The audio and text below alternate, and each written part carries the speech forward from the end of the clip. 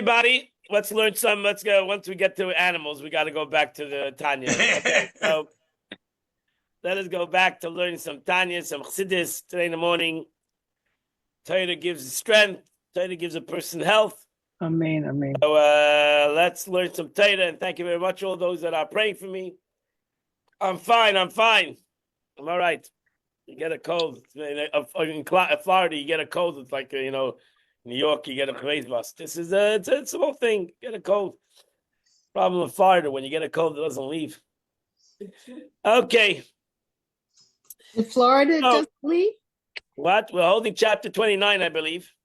You have a cold, Rabbi Bucket? Yeah, I have a cold. I'm not coming in. Oh, Sorry. you're not coming in. Okay, no I'll problem. stay on Zoom. I fully comprehend. Not a bad cold, but it's a cold. Bad enough for me. Thank you.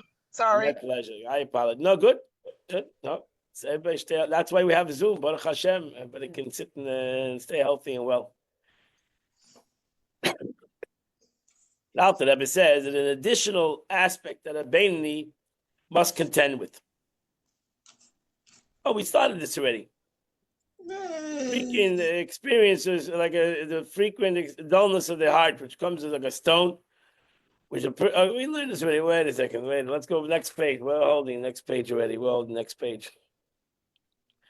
We're holding the next page. Okay. So let's go. Okay, let's say it. What we started. We'll say it. Well, dullness of the heart, which becomes like a stone. And a person is unable, try as he might, to open his heart to the service of the heart, namely prayer. Also, at times, he's unable to wage a war against his evil inflows so as to sanctify himself in the things that are permissible. Why? Because the heaviness of the heart. So it's hard for him, basically, to have a feeling, because he's depressed. He's depressed. He's in a dark place. This case, advice given by the Holy Zohar as the precedent of the heavenly academy in the Gan Eden. The Gemara says in Gan Eden they were learning one day, and they said a wood and beam that will not catch fire, you should splinter. A body which the light of the soul does not penetrate should be crushed. So here the Alter Rebbe says once in a while we need to sit down and, so to say, put the body in its right place to make sure that the body knows who it is and what it is, and not fool itself to think what it's not.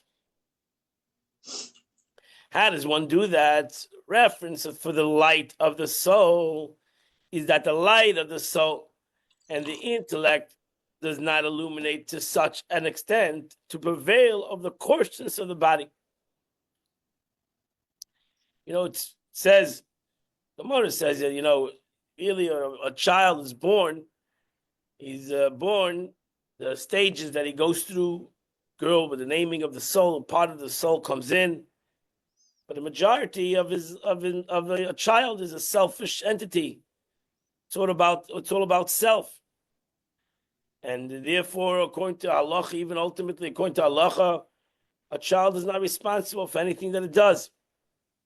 He's not responsible for its actions. So selfish is it.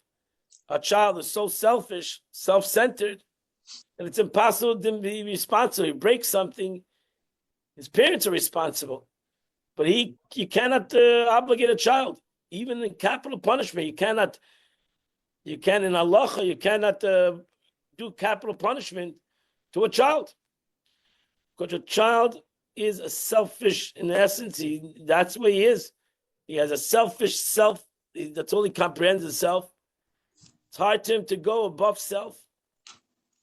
He's not mature enough to comprehend that there's something else in the world. And this child is basically focused only on himself. And the Torah comprehends that. And the Torah at the same time calls a child Hevel she'ein bechet. That this child he's like a breath of fresh air. Because a child can do nothing wrong. Every child is pure. A child is like a sponge. He takes in what people tell him. He expresses what other people want him to express.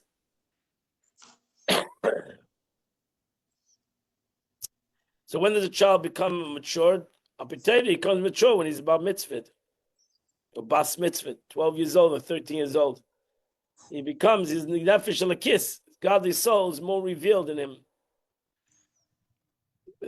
Even that alone, that a person becomes suddenly at 13 or 12 years old as a girl, becomes suddenly by das, that doesn't happen overnight.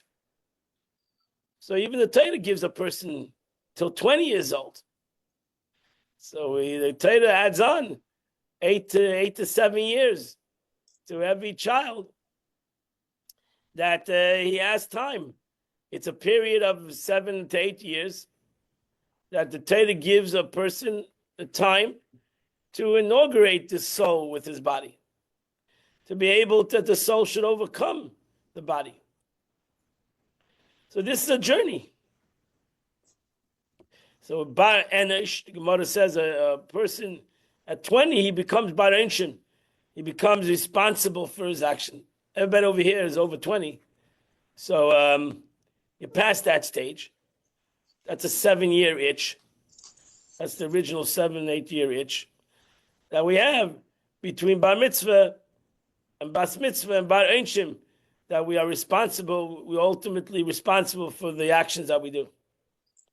That shows you alone that Torah understood that the transformation of a person to go from selfish to selfless is not going to happen overnight.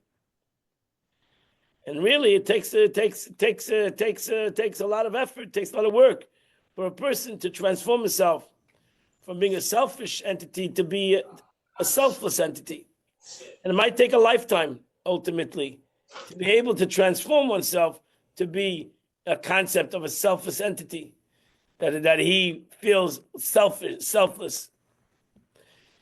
He may never come to the true selflessness, bittul hayesh, that he doesn't feel self in his life.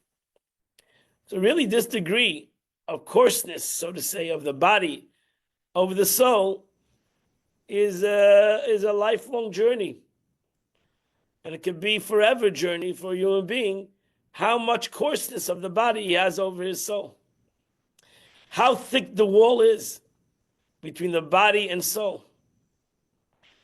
How thick this wall is, how big the separation is.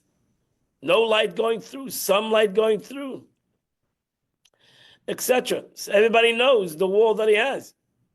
That if for some reason he cannot have a spiritual selfless. We can have spiritual, some people make the mistake, they can have spiritual selfish kind of a relationship. There could be a spiritual selfish kind of a relationship with your neshama. Now we do feel the neshama, but it's all about the self. It's ultimately about the selfish side of oneself. So when I do things that make me happy, whether even I do things that are Torah mitzvahs, I do it because it makes me happy. And that's a selfish kind of a relationship with yourself. So you're doing mitzvahs for yourself, which is better than nothing, but it's ultimately selfish. When can we do a Torah mitzvahs? Because of selfless reasons, where we totally put ourselves aside. That was the expression of the Alter Rebbe. I don't want your Gan Eden. I don't want your Olam Haba. I don't want any kind of reward. I don't want any spiritual gratification. I want you. I want you. It's all about God. It has nothing to do with even my spiritual side of myself. All it has to do, I do it l'shem shamayim. That's what's called in Torah l'shem shamayim. I do it for the sake of heaven. And that's why the Gemara says that there's very few people who do things l'shem shamayim. Very few people do things for the sake of heaven. And therefore, really, we should do things shalei l'shma. You shouldn't think if I cannot do it for the sake of heaven, I'm not going to do it. No. Do it for selfish reasons. Even for selfish reasons. Because for the non-right reason, you'll ultimately hopefully do it for the right reason. Alter Rebbe writes that Miterch Shalei Lishma means that in the not right reason is the right reason. So ultimately, everybody ultimately does something consciously. He might be doing for selfish reasons, but ultimately, in his essence, he's doing it because of the right reason, because he's a Jew. He has an neshama, and that's why he's really doing it. So maybe consciously he's doing it for ulterior motives, but subconsciously he's doing it for the right reason. So that's the ultimate. The ultimate is, that's why the Mishnah says, Melei mitzvahs kerimen, and every Jew is full of mitzvahs like a pomegranate, because we don't even realize how many things that we do, and we don't realize that ultimately we do things for the right reason. We might think that we're doing it for the not right reason or for selfish reasons, but really the truth is we're full of mitzvahs like a pomegranate, because the Eibishter gave us an neshama, which in the summer is also subconscious in a way, in many ways. I don't feel my neshama in a conscious way. It's a subconscious kind of a relationship with my neshama. It's called Ava Misateres. It's called the hidden love. So I'm subconsciously Jewish. Subconscious, I have a soul. And therefore, I continue to have a conscious and a subconscious relationship with God. And one day, this subconscious relationship will be revealed by Azat Hashem. The Eibishter will take away the covering from our neshamas, from our bodies, and we'll be able to see the subconscious relationship that we have with the Eibishter, the true relationship that we have with HaKadosh Baruch Hu. We'll be able to, each and every one of us, see this concept in a reality that we really had a subconscious relationship with God that maybe was hidden for all these years. As the Alter Rebbe said, that today in the Chitas of the day, the Alter Rebbe said that sometimes they come to Mesiras Nefesh. That's why they come to Mesiras Nefesh to reveal that subconscious revelation of the soul. But nobody should have Mesiras Nefesh, Baruch Hashem. Should all be healthy and well, not put in any kind of a situation of Mesiras Nefesh. But we should realize that we have that capability of Mesiras Nefesh. That alone, that a Jew realizes that he has the subconscious, even though he's not revealing that subconscious feeling, but he knows that he has that. So that alone is an unbelievable thing. And hopefully that alone gives him the capability to overcome things that he has in his day-to-day life, because he realizes that he has that subconscious kind of a situation. Even though he's not living the subconscious, but he does know that he has behind him this spiritual entity that push comes to shove, it will be there for him in his time of need. So although the understanding and the contemplation in his mind on the greatness of God, this is not apprehended, and it's implanted in his mind to a degree that would enable him to prevail over the coarseness of the heart. So therefore, that's what Alter Rebbe says. He knows that he has a backup system, that there is a subconscious, there is a system within him that if he needs it, he can use it. And it's something that's within him, and it's not something that is not usable. So right now, for whatever reason, he's not using the subconscious hidden aspect within his heart, because he doesn't have the capability to reveal it, because he's busy, so to say, and he is in the courses of life, and he doesn't feel that he needs it. Doesn't feel that he needs it. But ultimately, that a Jew knows that he has this within him, this hidden ava, this hidden love, this subconscious, his true nature of who he is, that alone gives him, even in the conscious, to be able to overcome things. Because really, where life lies is not in the subconscious. As I said, nobody should go through Mesiras Nefesh. Nobody should be put into a situation of a life and death issue. Nobody should do that. Every day we say in davening, Al Tavyeinu Dei Nesayin, don't give me any tests. I'm not interested in having a test. I don't need to prove myself. I don't want God to prove myself. I want to prove myself on my own. And therefore, I have the capability, even in the Klippa world, even in the way that I'm living in a world where there's a wall in between the subconscious and the conscious. But I know this subconscious life. I know there's a hidden love. And that alone should be able to help me out in this conscious life. That's the concept of potential into reality. When a person knows he has potential, even though it's not a reality at this present time, but if a person believes in his potential, a person believes in his capabilities that God gave him, a person believes that he has an neshama, a kiss, he has a godly soul, that alone, that belief alone, even though at this present time it's a belief, it's not something per se that I see, but this belief alone should give us this emunah. That's why a Jew lives with emunah. This emunah gives us the capability to overcome certain things in life and to overcome the struggles of life, because I know that who I am, who I truly am, and this emunah gives me strength. And that's why the Eibishter gives, we have to shepherd our faith. We have to waken up this emunah within us and overcome the challenges of life that we may have in our struggle with God or with the world, whatever it might be, with the struggle with. So be able to prevail of the coarseness of God because the nature of this coarseness and crassness. The cause being the arrogance of the klippa, which exalts itself above the light of holiness. Really, klippa, we call it a klippa. A klippa is a covering. Most coverings that we have in the world, we throw away. You take a covering of an apple. Chutzpah that an apple is covered by this thing. We take the shell off, the cover, we throw it away. Throw it away. So this covering was cover the apple. We don't see the beauty of the apple until you take away the covering. Some beautiful nuts are covered by a harder shell. Break the shell. The shell has no value. The shell is there for the apple. The shell is there for the fruit. It's not there for its own entity.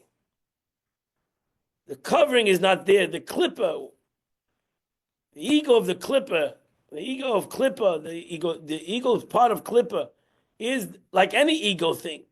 Somebody who needs to boast. A person that needs to boast, meaning that people don't see his greatness without him boasting. That's why tzaddikim ha'anivim are humble. They don't have to boast anything. They are who they are. If a person doesn't see the greatness of a special person, then he's not special. So when a person has to boast, he has to have an ego. That means he's showing something off what he's really not. So to klippus, evil has to boast. Good is humble. Evil needs to boast. Chayshech, when there's no light, there's chayshech. Chayshech is its own entity. The entity of chayshech, darkness, is when there's no light. You bring a light in, there's no chayshech. The chayshech disappears. It was a dark room. I turned the light on, finished. There's no chayshech anymore. What happened to the chayshech? It was pitch dark in this room. Turned the light on, the darkness disappeared. So really, the darkness is the concept of the lack of light. Klippa is something that there's a lack of light. When you have a lack of light, there's no vacuum. So you have the klippa comes in, the darkness comes in. And the darkness, seemingly, we're afraid of chayshech. We have a fear of darkness. Why are you afraid of darkness? Turn the light on. Turn the light on. Bring some light in the situation. You'll have no darkness. So it's nothing if your fear, what did the guy say? Fear is only a fear itself. You should be afraid of fear itself. What's a famous statement of some president? Fear is only the fear. It's a fear, something like that. Because there's no concept of fear. Fear is when I'm in the dark, when I don't know what's going to happen. So the truth is, I'm afraid when I have a lack of emunah. If I have emunah Hashem, I shouldn't have any fear. That's the verse in Tillim. Even though I walk in the valley of shadow of death, I fear no evil. Why? What do you mean you don't fear no evil when evil is surrounding you? Because the Eibush is with me. If the light is with me, if God is with me, so what am I afraid of? Oh, God's not with me. I feel I'm alone. I feel I'm in this world alone. Oh, then I understand why you're afraid. Anybody should be afraid if he's alone in the dark room. It's natural. You're going to feel afraid. You feel alone. A Jew should never feel alone. The Alter Rebbe said, I think the Middle Rebbe, the son said that Alter Rebbe came to reveal to a Jew he's never alone. So we always say this, I'm not alone. But the Alter Rebbe came to accentuate this, that you're never alone. You have a neshama. How can you be alone if you have a neshama that's a chelik alakam imal mamish? It's a part of God. So you're never alone. So you're walking with God wherever you are. I'm walking with HaKadosh Baruch Hu, so I'm never alone. So if I'm never alone, I'm not to be afraid of. God is there, right there. So if God's there, even if it's a dark situation, by me it's light. There's a situation I can be in a dark situation, but by me it's light. And that's the statement. Gam ke'elach, the gates are mavis, later up. Or we say on Saturday night, to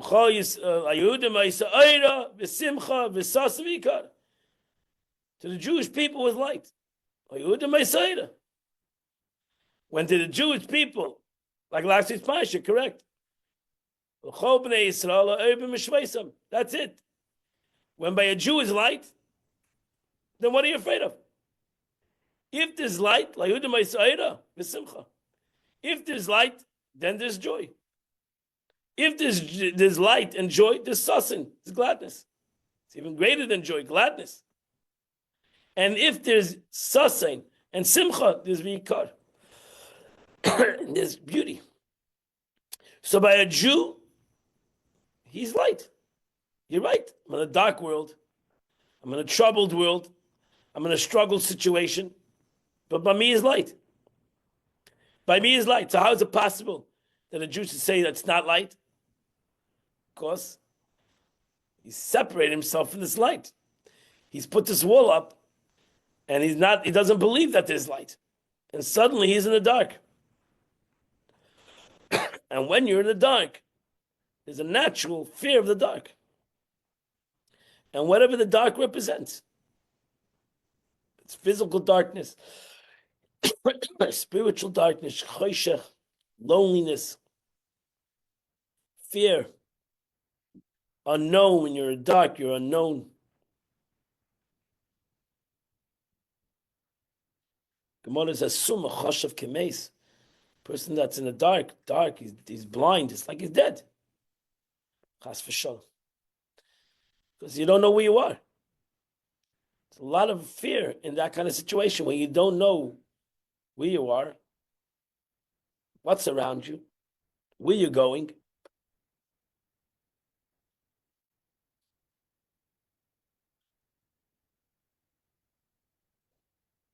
It's a good question. So Chassidus explains, you have simcha is a lower level of joy. Simcha, simple joy of the heart. And then you have sasim, which is tainugim. Tainug is delight. That's a much higher concept than the concept. Simcha could be the aspect of a physical joy. Delight is in the brain, is totally in the brain. The concept of sasin, delight. Chassidus, you have avas olam and ava b'tanugim. The love of the world. I see the joy in the physical world.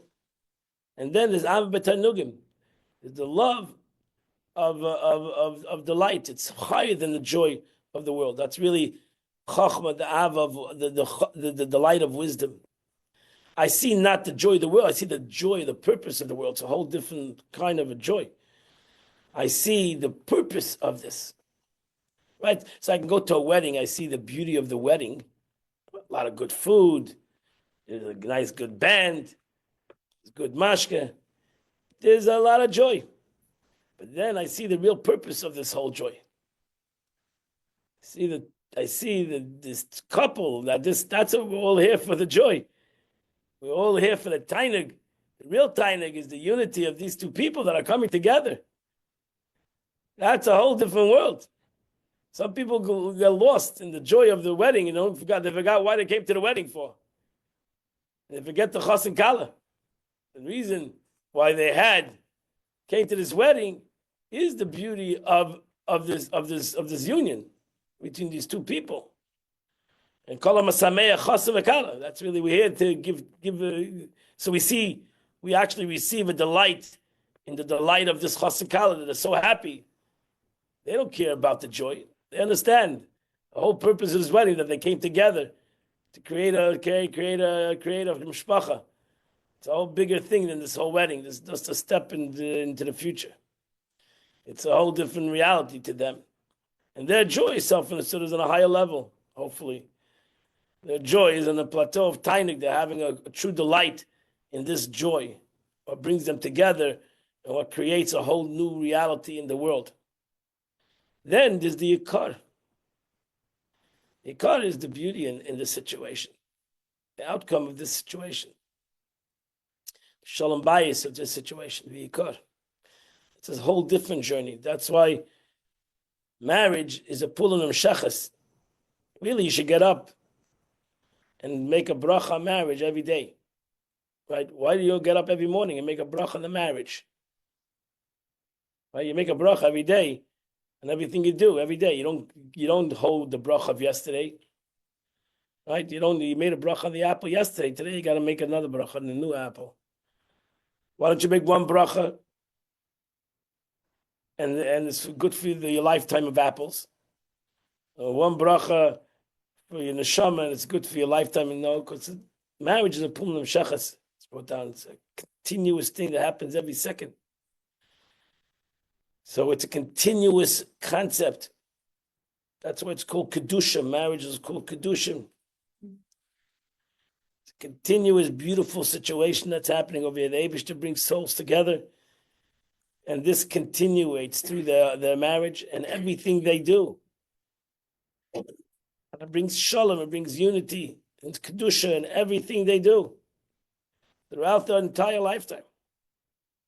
Everything they do. And the Mirchem and their children and grandchildren and their great-grandchildren, it never ends. It shows on an inyan nitzchi. Never ends.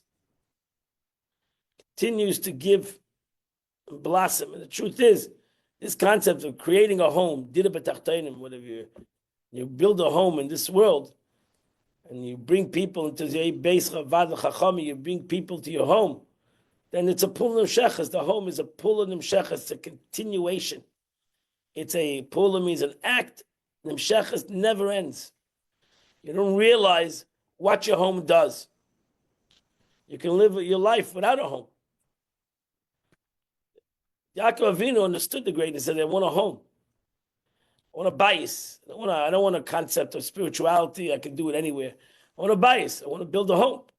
What's the beauty of your home? The beauty of your home, once you build a home, this home has a pull in the shadow, never ending this home, for all the people that came into this home, for all the people that are affected in this home, and for continued generations of this home. Whether it's your family or people you brought into this home. And that's why we should make it, that's why Nesava Kodesh Baruch Hu did it b'tarteinim. That's why it says the Eibush had a desire, a dira, a home. Because he didn't want that the come down, reveal himself, and then leave, and we'll hope something is going to happen. No, Eibush wanted to come into this world, and like a home affects the world, he wanted that when it comes into the world, it should affect the world. It should be nitzchias, it should be for everlasting. That pool, that amshacha, that bringing down godliness in the world will be a pool of shachas, will be for everlasting in this home, in this world. That's the beauty of a bias, of a makom kaddish, making a place holy, making a home holy. That's even greater than the Har Sinai. That's why the Eibishter came down on Mount Sinai and then left, and the Mount Sinai is unholy. Wherever a Jew, it says, wherever a Jew built a synagogue or built a home throughout the world, it's everlasting. That home that he built, the Mikdash that he built, the Beis HaMedrash that he built, the house of study that he built something forever. He'll never ever leave this world. It will continue to affect the world because he made something into a home. He made something into a dira. I don't know how I got into that one, but that's, you asked what's the difference. Okay. And the answer, going back to the original the question, is again, because I can build a home like any other home. I can build in this world. I can build a home, it's like anybody else's house. The Eibishter wants that the Jewish people, there was a light in their home. Your home should be a light. Your home should not be only a home for you, for your physical body. You need a home. Your home should be a Your home should be a light, a place for God to dwell in this home. That not only you dwell in the house, God dwells in this house. So you have a mezuzah in your door, and you have bali smaller svarim, and you learn in this home, and you do mitzvahs in this home, you make kiddush in this home, you have sudas in this home, and this home becomes a light of God. That's when you make the home. That's when you have a true home. And hopefully this home will be full of light. This home will be full of light. And when the home is full of light of God, when the home is full of faith, then I have the constant of God in this home. It affects it never leaves. The godliness that I bring this home will never leave. Will continue not only to be in this world, will influence many other homes. Create many homes. Be'ezrat Hashem. Not only homes for your children and grandchildren, but homes of people that were affected from this home. Were brought into the emunah from this home. Live with saw the emunah, the faith in this home, and the av of this home, and the yid of this home, and the respect of this home. This home creates many, many homes, hopefully, in the Jewish nation. Why? Because you brought light in the home. You taught the world what means to have a home. What means to have a bias. Does it mean to have a home, a physical, beautiful home? The coarseness of the home? Or was it meant for the Eir Hashem? Was it meant for the Kedusha of the home? What was the importance of the home? Was it the beauty of the home? The beautiful physical part of the home that you can show off you have a beautiful home? Or was it for the holiness of the home?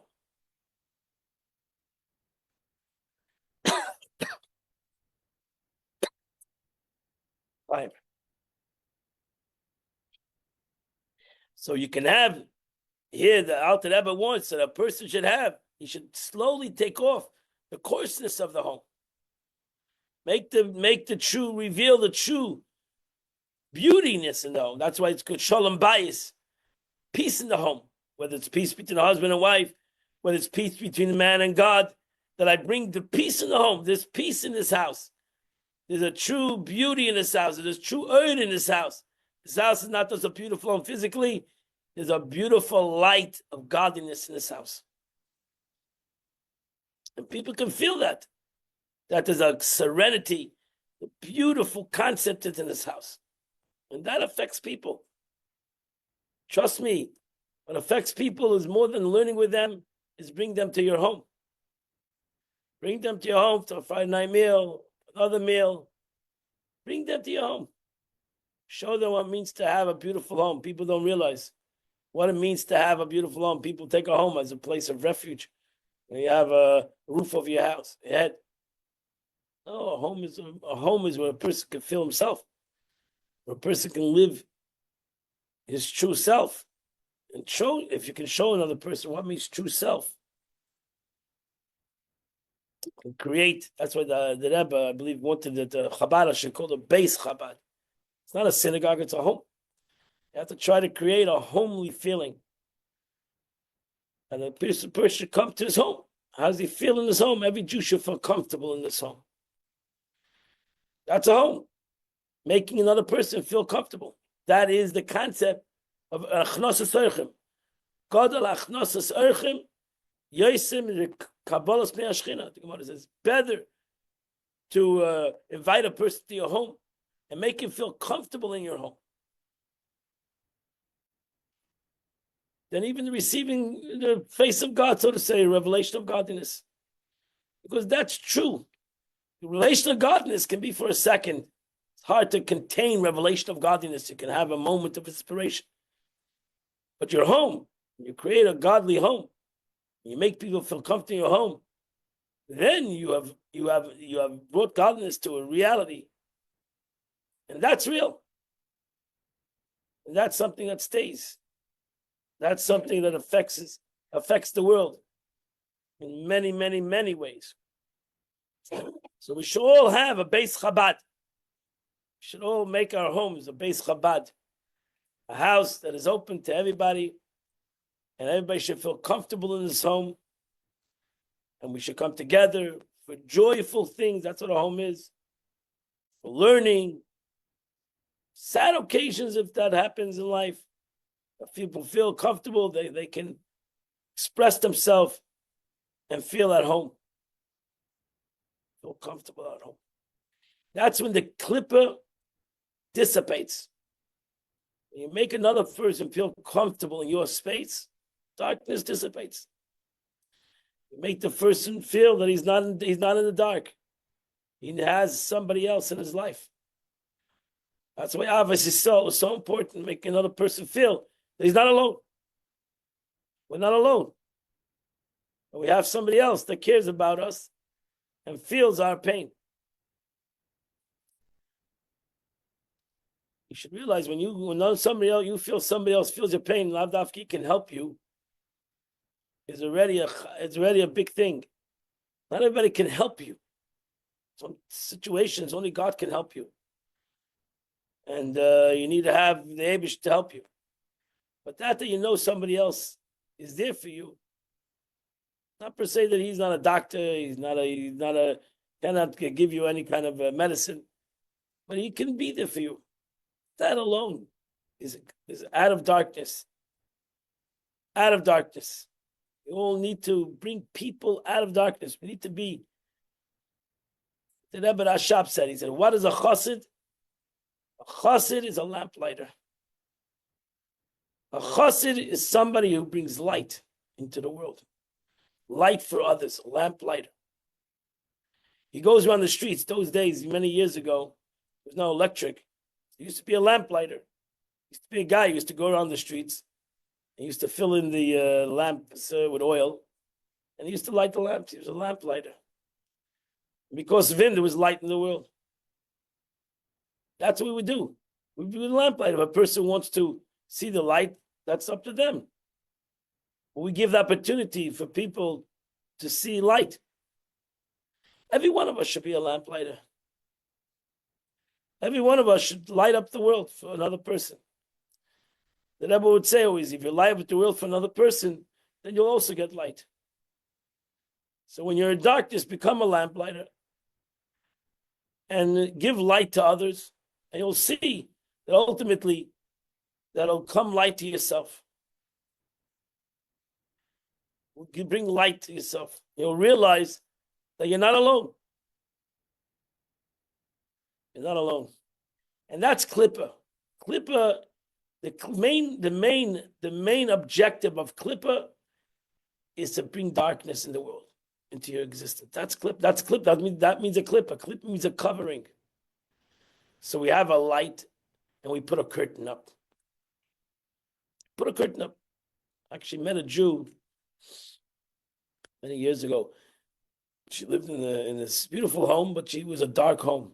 She didn't want to open up the beautiful curtains for some reason. She wanted to be in the darkness. It was not a hard, it was a very easy fix. Just open the curtain. I told her, I want you to open the curtain. Open these beautiful curtains you have over here, and you'll be able to see the light will come into the room. No, she didn't want. Farish did not want. She wanted to sit in the darkness. So I said, you have beautiful windows, you have beautiful curtains. Open up the curtain, bring light into the room. You'll realize that there's a light, there's a world outside, there's a light. So the curtain, that's your clipper, the curtain that needs to be opened, moved aside. Maybe in this situation, somebody should have come and taken down the curtain. You would bring light into the world. You'd bring light into your existence. So it's not a real reality. A curtain that is made to move away is not a real curtain. So move away the curtain. Move away the curtain so the light can come into your life, my life. But for every reason, I have this curtain. The chutzpah of the curtain is an arrogance to think that it can cover the light. And that's the arrogance of this clipper. The clipper says, I can do it. I can look at it. I do it. I cover the light. Look how powerful I am that I cover the light. I can darken this room. Pull me down, pull the shade down, and I've darkened the room. Look at the powerful of the shade. Sunny outside, and this room is dark. Why? Because the shade is darkening the room. But the truth is, what are you? You're a shade. You didn't get rid of the light. You didn't destroy the light. You didn't get rid of the light. The light is right behind you.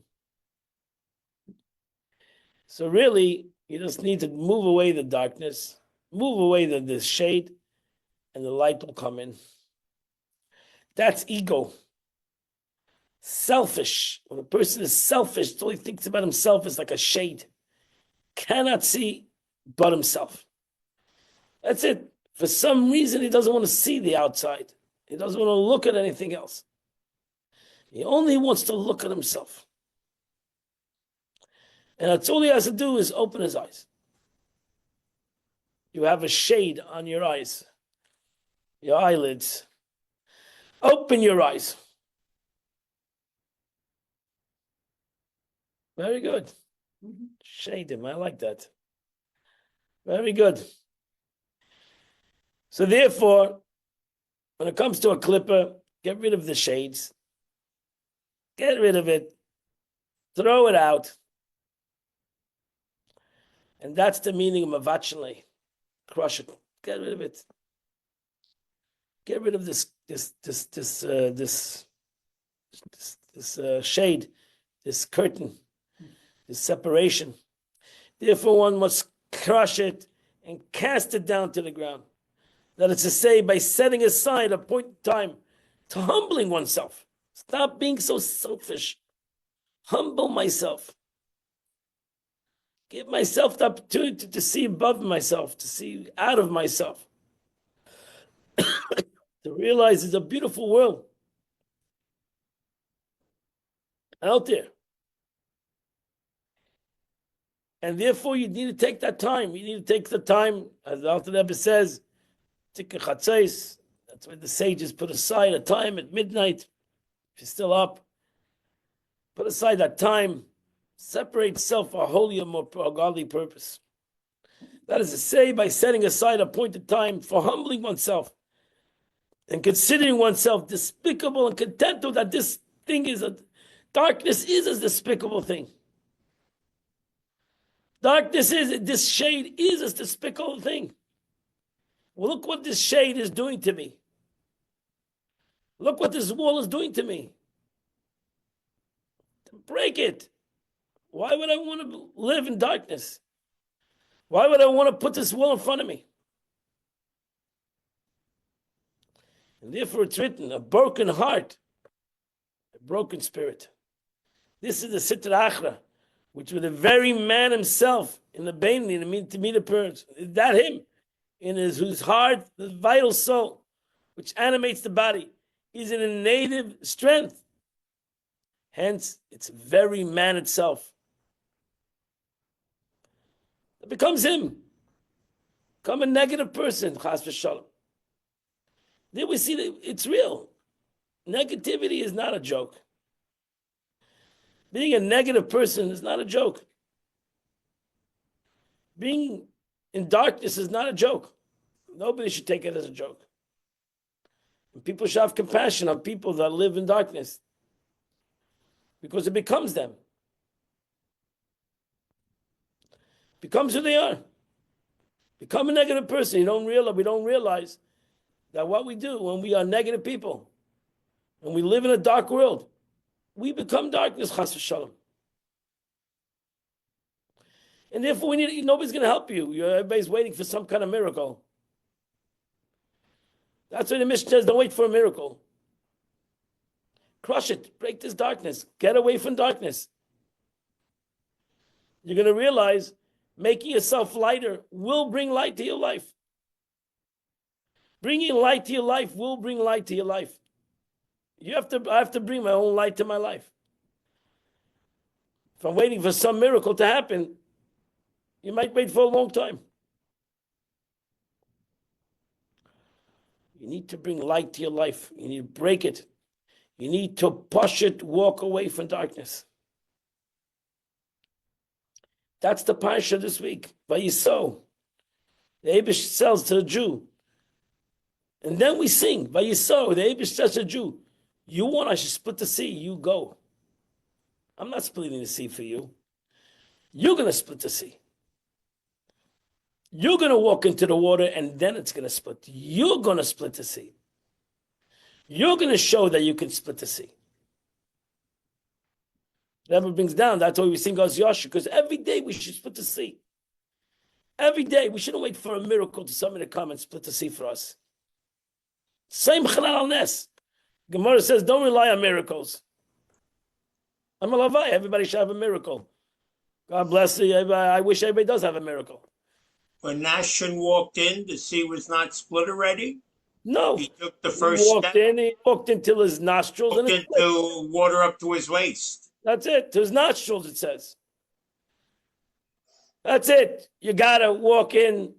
You got to walk into your nostrils. You got to break the split the sea. Then you deserve to sing. If I'm going to split the sea, then I should sing. Because I'm the one who does it, God says. No, I don't want to do it. You walk into the water. You show the water that this is what has to happen, and you bring light into the situation, and you'll split the sea. And that's why Oz Yashim Yisrael, because there's an unbelievable miracle, splitting of the sea. Truly a wondrous miracle. Nobody's arguing with that. But it was a Jew who made the miracle. That's it. It was the Yidden that made the miracle. They walked. They did what they were supposed to do. They, as we say, we're the workers of the day. We bring light in the world. And then the Eibush will get rid of darkness. We need to bring light into the world. And sometimes we're stuck between a rock and a hard place. Like the Jewish people were stuck between a rock and a hard place. They were stuck between the Egyptians and the sea. So that's a tough situation. What do you do? Eibush says, what do you mean, what do you do? Keep on going. Vayiso, keep on going. If I say to keep on going, then the sea will split. Oz Yasha. That's why the Chazal sages put Oz Yasha every day in our davening. 7 days a week, we say Oz Yasha. To remember to split the sea. To remember, yeah, there is darkness. Darkness to your right, your darkness to your left. Go on. Don't be exposed by darkness. Don't be affected by darkness. Because darkness has no reality, really. It doesn't have a reality. It's all min hashamayim. And therefore, go on, and the Eibush will split the sea for you. Bezat Hashem.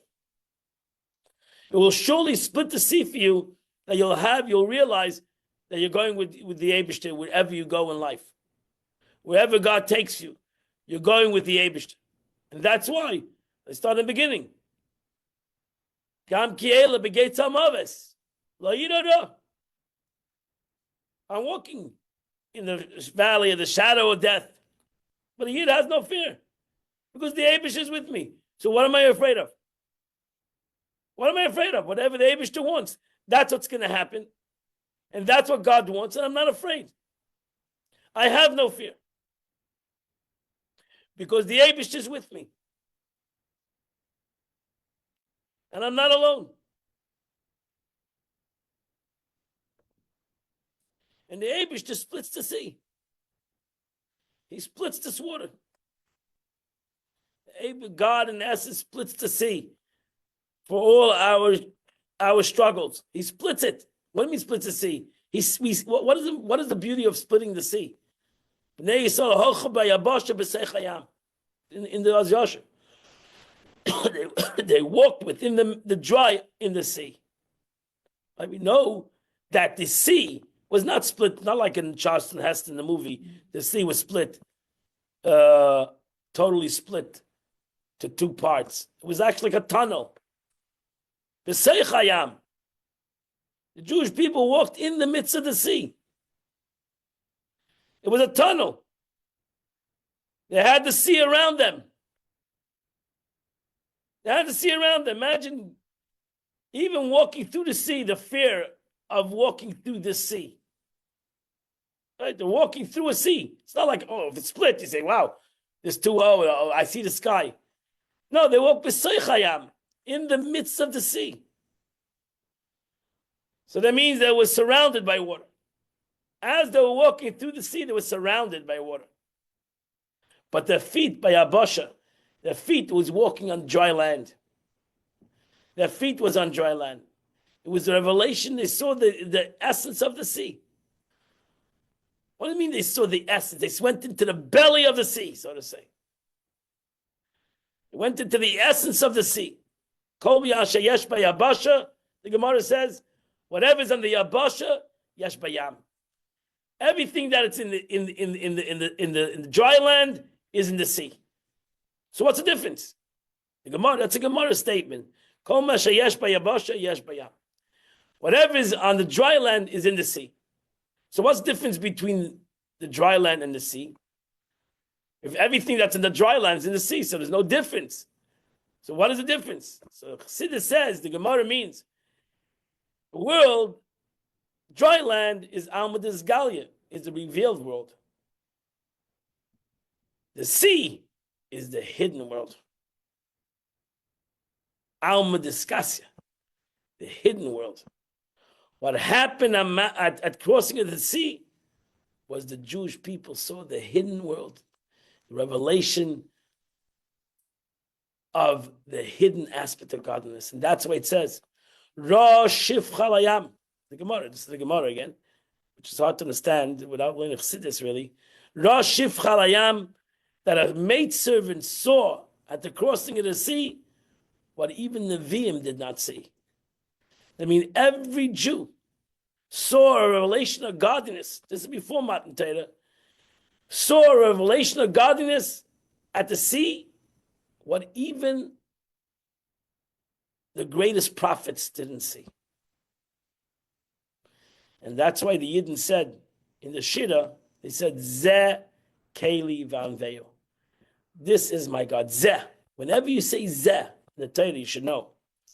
When you say Zeh, Rashi says, Achodesh Hazeh. Last week's Parsha. It says Achodesh Hazeh. There's a Rashi on that pasuk. What means Hazeh?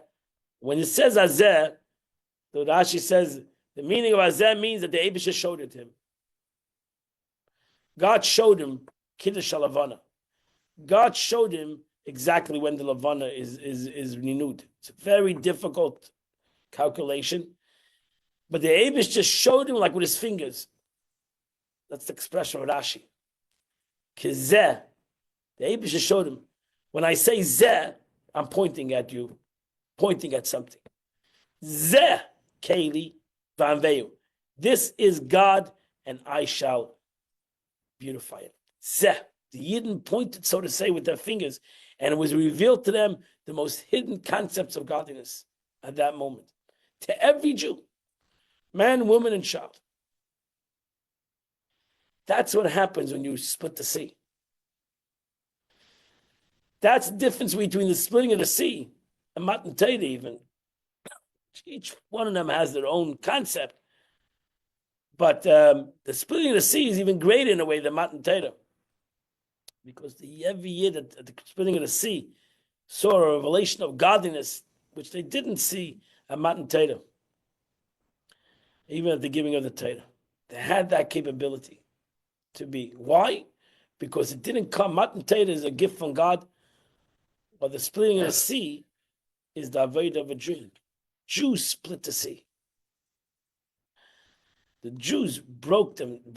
They were in a rock and a hard place. They were in a dark situation. And they took their emunah, they took their faith in God, and they brought it down to a ma'aseh b'peil. They brought it down to a real world, and they kept on going. By Yisrael, they kept on traveling. Why? Because the emunah wasn't a reality. They brought their emunah in a reality. When you take your emunah, and you believe that the Eibishter, you take your hidden aspect, and you bring it out into the public, to yourself even, that breaks all clippers. No clipper, no challenge in the world can affect your emunah in the Eibishter. No challenge in the world. Not your own challenges, not somebody else's challenges, can affect a Jew's faith in God. Nothing can stop that. And when a Jew reveals himself, who he really is, because he puts aside all the issues. He humbles himself. He puts aside all the issues. He says it's irrelevant. I have emunas Hashem. Nothing's going to stop me, and nobody's going to stop me. And I'm not going to, as the Rabbi mentioned last night in Shul, the most important thing, I'm not embarrassed from those who laugh and those who mock Jews, etc. It's irrelevant to me. I know who I am. I'm with God. I have nothing to be afraid of. Then one reveals his true self. Darkness dissipates, disappears. There's no darkness. I've crushed it. I've gotten rid of it. I'm living in the world of light. I'm living in the world of L'Od HaNeshama, with the light of my soul, which is connected to L'Od and Seif, which is connected to the infinite light of God. I have no fear. Kiyate Imodi, you are with me. What a beautiful Tanya. Chaim, everybody. I wish you all the best of luck in life. We're going to end at this present time. Hi, I'm Rabbi. What does Shadem mean? I'm sorry. I don't know what that Shana?